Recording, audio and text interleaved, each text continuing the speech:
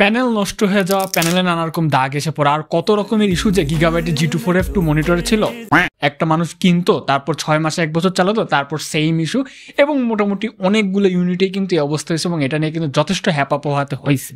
But এই মনিটরটা আমার পাশে যেটা দেখতে পারতেছেন, গিগাবাইটের G25F, এটা হচ্ছে গিগাবাইটের ওই রন্ডাভু হয়ে আসছে, অথবা হচ্ছে তার যে টার্নিং পয়েন্ট হিসাবে যে মনিটরটা আপনারা বুঝতে পারেন বা দেখতে পারেন, বা গিগাবাইটের একটা অ্যাপোলজি হিসাবে এই মনিটরটা আসছে, যেটা আমরা আজকে রিভিউ করব। 24,000 টাকার আশপাশে আমাদের 1080p 200 হার্জের এই মনিটরটা কেমন করতেছে, নতুন মনিটর হিসেবে কি কি চেঞ্জ থাকতেছে, প্যানেলের কোয়ালিটি কেমন, এবং সামনেও কি ধরনের ইস্যু হওয়ার চান্স আছে কিনা। সাথে আমি আছি অনুরাগ, দেখছেন টেকনিক বাংলাদেশ।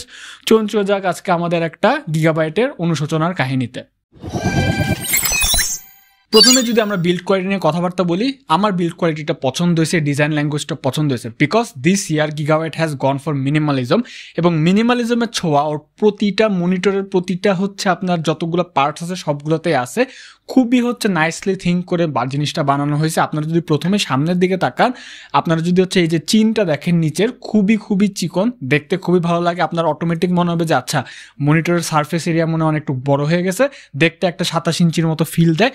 বেস প্লেট, তারপর হচ্ছে স্ট্যান্ড, সবগুলোতে মেটালের ছোঁয়া আছে, ইটস ভেরি নাইস এবং খুব মিনিমালও। এই বেস প্লেটে কিন্তু যে ডমিনেটিং দ্য গেম নামে একটা সাটল টাচও আছে, একটা টেক্সট টাচ আছে, পেছনে গিগাবাইটের লোগো আছে, তারপরে হচ্ছে হালকা পাতলা কিন্তু এরকম সাটল কিছু ডিজাইনের টাচ আছে, দেখতে খুবই ভালো লাগে। মানে gigabyte has done their homework বোঝা যায়। তার সাথে সাথে এটাতে কিন্তু অল অ্যাডজাস্টমেন্ট ফিচার, অর্থাৎ টিল্ট, হাইট, সুইভেল আর পিভট সব রকমের অ্যাডজাস্টমেন্ট দিয়ে দিছে, আপনারা যেমনটি দেখতেই পারতেছেন। এবং ওরা একটা স্পিকারও অ্যাটাচ করে দিছে, 2 ওয়াটের 2টা স্পিকার, যেটা কিন্তু সাউন্ড কোয়ালিটিটা মোটামুটি ভালোই ছিল, কাজ কিন্তু ভালো চলে যাবে, মোটামুটি ভালোই লাউড ছিল। তো এটার জন্য গিগাবাইট কিন্তু একটা সাধুবাদ পাচ্ছে। এই মনিটরে কিন্তু যদি আমরা পোর্ট হিসেবে বলি, 2টা HDMI 2.0 পোর্ট দিছে, একটা ডিপি পোর্ট দিছে 1.4, আর একটা হচ্ছে আপনার হেডফোন জ্যাক দিয়ে দিছে। স্যাডলি ওরা এবার কেভিএমটা দেয় নাই, কেভিএমটা কিন্তু বেশ কাজেই লাগতো, বাট এটা হারায় যদি আমার অন্তত প্যানেলগুলো ঠিকঠাক থাকে, আই এম ফাইন, আমি ওই কম্প্রোমাইজ করতে রাজি। তো এইখানে আমি গিগাবাইটকে ইজিলি 10-এর মধ্যে 9 দিয়ে দিব, বিকজ আমার পার্সোনালি ওদের যে টাচটা এটা আমার মনে ধরছে, অ্যান্ড বিল্ড কোয়ালিটি যথেষ্ট ভালো। সামনে দিকে কতটুকু কি স্ট্যান্ড আউট করে সেটা দেখা যাক। তো আমরা এবার একটু elephant in the room display নিয়ে চলুন কথাবার্তা বলি। ডিসপ্লের ক্ষেত্রে এটা কিন্তু 24.5 ইঞ্চের একটা 1080p 200 হার্টজের প্যানেল, অর্থাৎ এখন যে বড় বড় হার্টজের নাম্বারে গেম পুশ করার যে গেমটা চলতেছে সেটাতেও কিন্তু গিগাবাইট মোটামুটি গাটা ভাষায় দিছে, 200 হার্টজ দিছে, যদিও আমরা 320 হার্টজ করছি, দাহুয়ারটা করছিলাম। যাই হোক, এটা কিন্তু হচ্ছে আপনার একটা ট্রু 8-বিট প্যানেল, কোনো রকম এফআরসি হেল্প নিয়ে 8-বিট না। অ্যান্ড তার সাথে সাথে কিন্তু এটার টেকনোলজিটা হচ্ছে এজ এলইডি। আস্তে আস্তে কিন্তু সবাই এজ এলইডির দিকে ঝুঁকতেছে, যেটার কারণে চারপাশে হচ্ছে এলইডি লাগানো থাকে, এবং এটা নাকি মনিটরের পাওয়ার কনজামশনটা একটু কমায় নিয়ে আসে উইদাউট লুজিং এনি কোয়ালিটি। এর অন্তত কোম্পানিগুলো ক্লেম করে।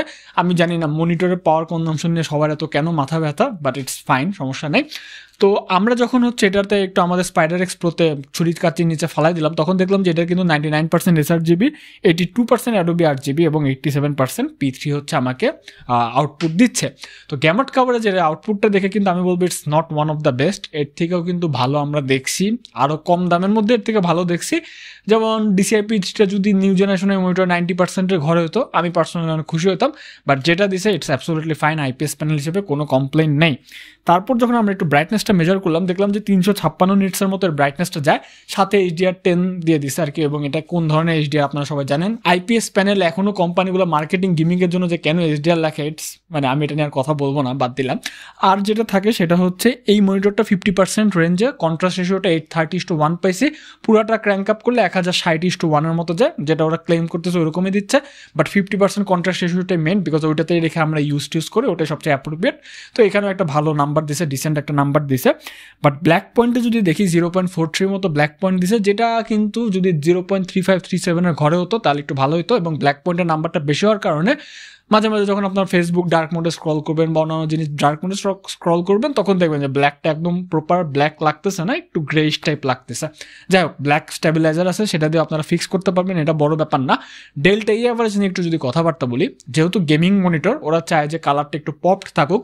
তো ফ্যাক্টরি থেকে যেভাবে মনিটরটা আসে, তখন আমরা আনক্যালিব্রেটেড অবস্থায় যখন ডিসপ্লে ক্যালচির হচ্ছে এক্সটেন্ডেড ভেরিফিকেশন টেস্টার দিয়ে ডেল্টা ভ্যালুটা মাপি, তখন দেখলাম যে 2.18-এর মতো ডেল্টা অ্যাভারেজ দেয়। যেটা যদি আমরা একটু আমাদের স্টাইলে ক্যালিব্রেশন করার পর স্পাইরাল এক্সপ্রেস দিয়ে যখন ক্যালিব্রেশনটা কমপ্লিট করলাম, দেখলাম যে 1.18 আসছে, অর্থাৎ এটাও কিন্তু বেশ একটা ডিসেন্ট নাম্বার। বাট অ্যাগেন আমি কিন্তু অন্যান্য মনিটরকে আরও ভালো করতে দেখছি, বাট তারপর একের কাছাকাছি it's a very good number. তো এটা ছিল মোটামুটি হচ্ছে আমাদের যে যন্ত্রের কথাবার্তা। আমরা এখন যেটা নিয়ে একটু কথাবার্তা বলবো, পার্সোনাল এক্সপিরিয়েন্সে কেমন ছিল মনিটরটা। আমি বলবো পার্সোনাল এক্সপিরিয়েন্স আমার মনিটরটা ভালো লাগছে। ট্রু 8-বিট প্যানেল ছিল, কালারের যে রিচনেসটা বোঝা যাচ্ছিল, কালারটা একটু ক্ল্যাম্পড হলে ভালো থাকে, SRGB মোড টোড থাকলে একটু ভালো হতো, SRGB মোডটা আমি পাই নাই। অ্যান্ড হচ্ছে যদি ক্যালিব্রেট করে নেন তাহলে হচ্ছে কালারটাতে একটু লাগাম আসে, তখন আপনার ইউজ করতে একটু বেশি ভালো সুবিধা হবে আর কি। তাছাড়াও শার্পনেস ওয়াজ স্ট্যাকড, বেশ ভালোই লাগছে। যদিও এই টাস্ক বারের নিচের যে এরিয়াটা আছে, এখানে যেখানে আইকনগুলো থাকে না গুগল ক্রোম টোমের, সেখানে একটু আমার মনে হচ্ছে শার্পনেসটা একটু কম। এটা ছাড়া মনিটরটাতে আমার মনে হচ্ছে একটু ইউনিফর্মিটি ইস্যু আছে, কারণ হচ্ছে আপনার যেহেতু AMOLED ইউজ করা হয়েছে, এর কারণে কিন্তু হচ্ছে আপনার চারপাশে লাইট থাকার কারণে ওইখানে যখন আপনি নর্মাল মোডে বা কোনো ডার্ক সিনে যাবেন একটু ভিনিয়েটিং একটা ইফেক্ট পাবেন। এটা ছাড়া এটার উপর যে অ্যান্টি গ্লেয়ারের কোডটা আছে সেটা একদমই ফাইন, কোনো রকমের ইস্যু করে না। অনেক মনিটর কিন্তু নানা রকম ইস্যু করে। ভিউইং অ্যাঙ্গেল নিয়ে আমি কোনো ইস্যু পাই না, এক্সেলেন্ট ভিউইং অ্যাঙ্গেল পাইছি। একটু যদি আমি কোনা থেকেও দেখি, কোনো দিক দিয়ে হচ্ছে কোনো নেগেটিভ হয় না। এটা ছাড়াও যদি আমরা কোনো কালার ডেভিয়েশনের ইস্যু কিছুই পাই না, যেমনটা একটা IPS panel, good IPS panel হওয়া উচিত, এটা সেরকমই পারফরমেন্স করছে।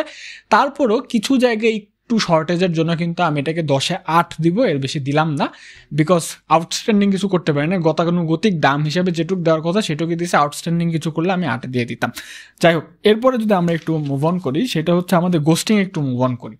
গোস্টিং সেকশনে এই ধরনের মনিটর নিয়ে কিন্তু একটা প্রশ্ন থাকে যে কেমন হবে। এই মনিটরে কিন্তু 4টা রেসপন্স টাইমের হচ্ছে মোড আছে। একটা হচ্ছে off, smart, OD, balance, speed আর পিকচার কোয়ালিটি, এগুলো মিলায় আছে। তো আমরা যখন হচ্ছে মোটামুটি স্পিড, ব্যালেন্স, কোয়ালিটি সবগুলোতেই সেম, আমি খুব একটা ডিফারেন্স পাই না, সবগুলোতে আমার একদম সেম মনে হয়েছে।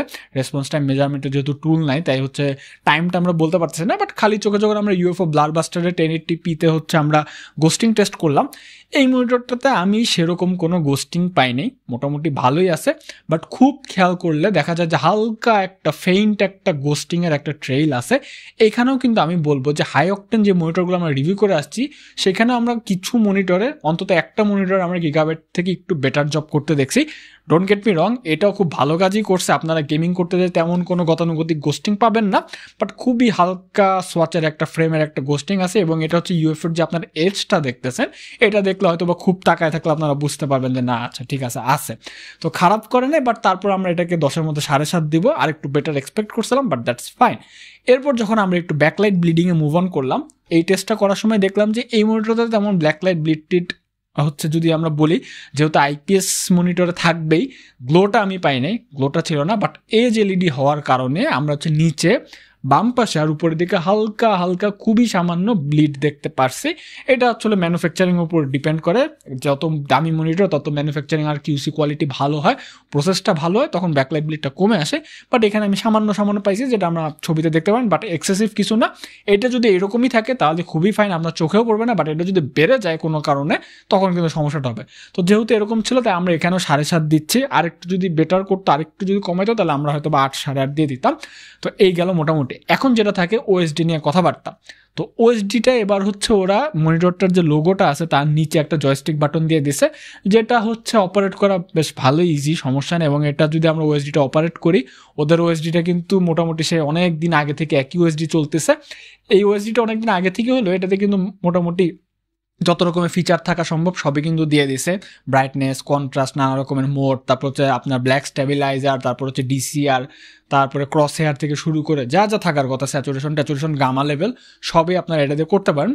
বাট আমরা একটা ডিসিশন নিয়েছি, যেটা আমাদের পার্সোনাল ডিসিশন। এই সময় এসে যদি কোনো মনিটর আমাদেরকে সফটওয়্যার OSD, অর্থাৎ OSDর জন্য একটা কোনো সফটওয়্যার আমাদেরকে ডেলিভার না করে, প্রেজেন্ট না করে, তাহলে আমরা ওটাকে 8-এর বেশি দিব না। তো এখানে যেহেতু সব ফিচার দিয়ে দিয়েছে, এটাকে আমরা 8ই দিলাম।